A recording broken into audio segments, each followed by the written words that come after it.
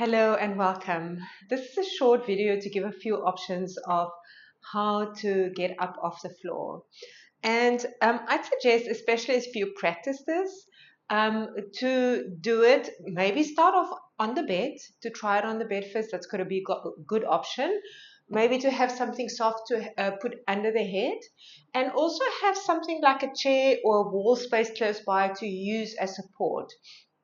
It's important that if we struggle to get up from the floor, that we build confidence and that we give the body and the brain and the nervous system safety to feel that it's safe to get up off the floor, that we're not so scared of thinking, oh, what am I going to do now? I am on the floor. Just know, if you're on the floor, there's no further to go. So already you're safe.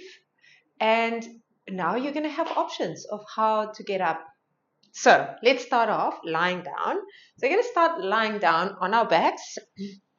And again, you can practice this on the bed for a few times.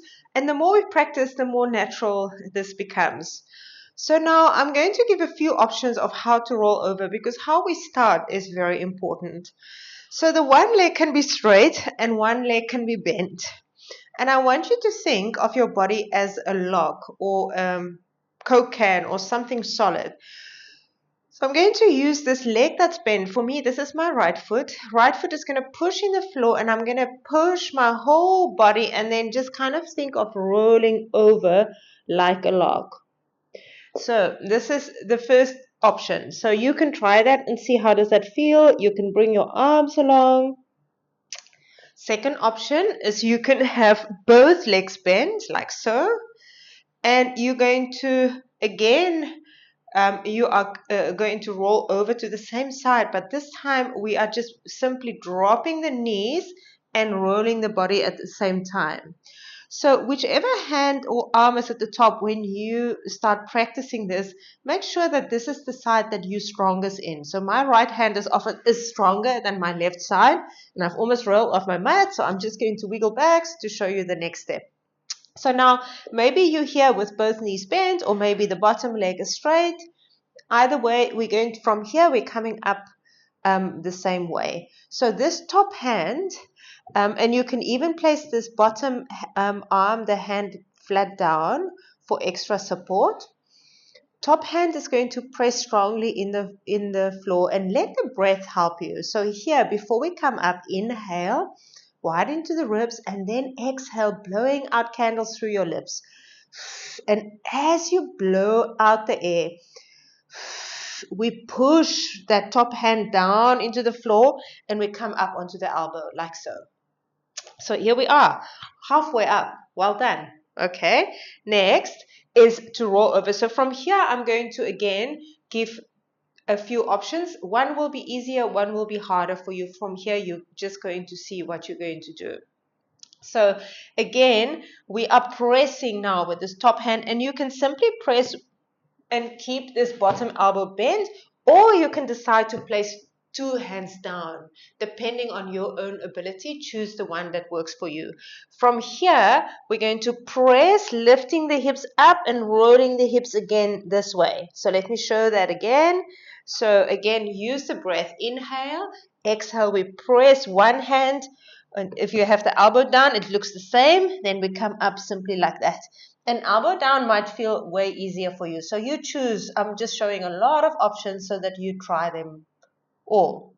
Now from here, again, we have a few options.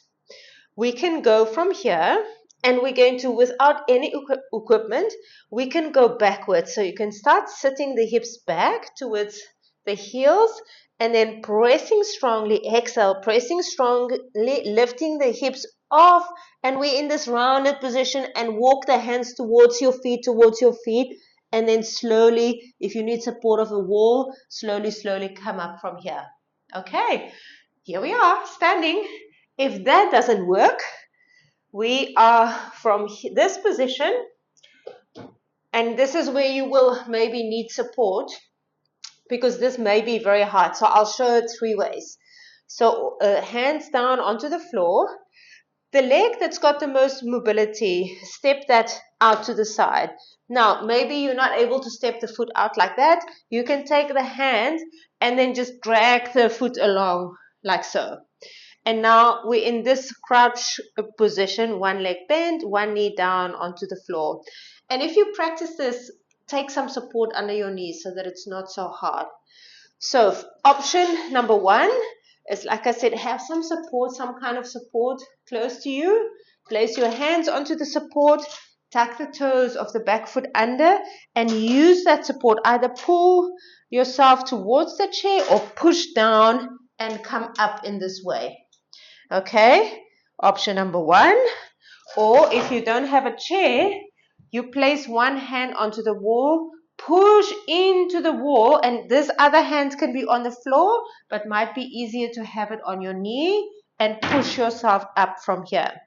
You can even, if that's still a little bit hard, when you practice this, you can be against the wall like so and lean against the wall and let that leaning help you to come up like this. Okay, that's another option. Okay, yes, I know I'm giving loads of options. You just try them all out and see what works for you.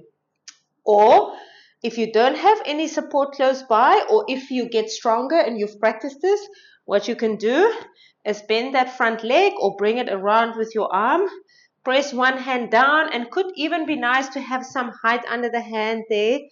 And then press with a hand into this front leg, press it into the back foot toes, and then you come up from there and you can step that foot forward, and then there we go.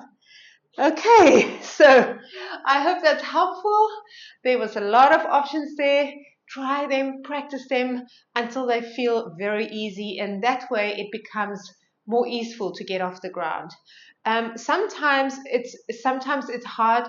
We've had an injury, maybe we struggle to get off. Maybe we're a bit older or not so mobile. And just remember, when we were a baby, nobody had to taught us this. We figured all this stuff out. And so sometimes it just takes a little bit of playfulness, a little bit of curiosity, because sometimes we're so hard on ourselves because we think, oh, I'm supposed to know how to do this. And then we get so hard on ourselves. So let that part of the brain go away a little bit and say, like, let's go to the back of the brain, that part that when we were little, we were exploring and testing and seeing, and we were not hard on ourselves, and we failed a lot. And so what? You know, just take the support, practice, and see what happens. Okay, I hope that you found that helpful. Have a wonderful day.